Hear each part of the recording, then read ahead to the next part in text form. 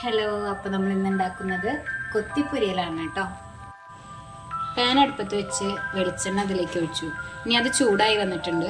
ഇപ്പോൾ നമ്മൾ സബോള, വെളുത്തുള്ളി, മല്ലിയില, പച്ചമുളക് ഇത് കുനുകുനെ അരിഞ്ഞത് നമ്മൾ അതിലേക്ക് ഇടുക.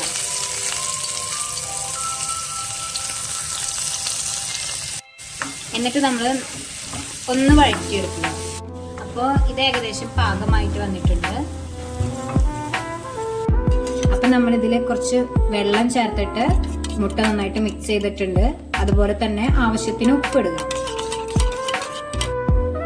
അപ്പം നമ്മളിനി വഴറ്റി വന്നിട്ടുള്ളതിലേക്ക് മുട്ട ഒഴിക്കുക. എന്നിട്ട് നമ്മൾ നന്നായിട്ട് ഇളക്കുക. നമ്മളിങ്ങനെ നന്നായിട്ട് ഇളക്കണം കേട്ടോ. അപ്പം ഇങ്ങനെ ഇളക്കുമ്പോൾ നമ്മൾ നേരത്തെ മുട്ട അടിച്ചപ്പോൾ വെള്ളമൊക്കെ ഒഴിച്ചല്ലോ. അപ്പോൾ എന്താ വെച്ചാൽ വെള്ളം ഒഴിച്ച് കഴിഞ്ഞാൽ നല്ല സോഫ്റ്റ് ആയിട്ട് മുട്ട കിട്ടും. നമ്മളിങ്ങനെ ഇളക്കിക്കൊണ്ടിരിക്കണേ, അങ്ങനെ അടിയിൽ പിടിക്കാൻ പാടില്ല കേട്ടോ. അതുകൊണ്ട് തീ അതിനനുസരിച്ച് കുറച്ചിട്ടും ഒക്കെ ആയിട്ട് നന്നായിട്ട് നമ്മൾ ഇളക്കിക്കൊണ്ടിരിക്കുക. അപ്പോൾ അതേ നമ്മുടെ റെസിപ്പി റെഡി ആയിട്ടുണ്ട് കേട്ടോ. അപ്പം നല്ല സോഫ്റ്റ് ആയിട്ടുള്ള, എന്നാൽ വേറെ പൊടികളൊന്നും ഇല്ലാതെ ഉണ്ടാക്കിയ ചെറിയൊരു നല്ല ടേസ്റ്റി ആയിട്ടുള്ള ഒരു റെസിപ്പിയാണ്. ഇനി നമുക്കിത് ഒരു ബൗളിലേക്ക് മാറ്റാം കേട്ടോ.